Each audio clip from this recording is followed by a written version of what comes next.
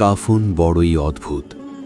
এক টুকরো সাদা কাপড়, না আছে রং, না আছে নকশা, না আছে কোনো পকেট, তবু সেটাই মানুষের শেষ পোশাক।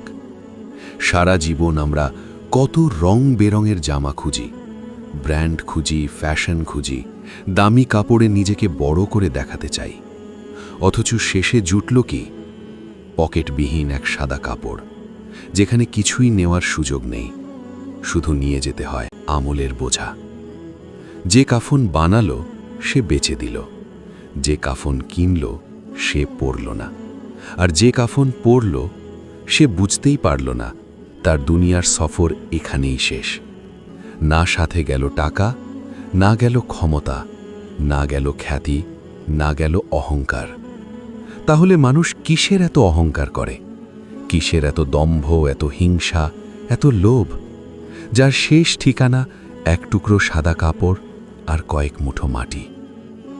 হে মানুষ, আজই সময় নিজেকে শুধরে নেওয়ার, কারণ কাফনের কোনো পকেট নেই, কিন্তু কবরের হিসেব আছে।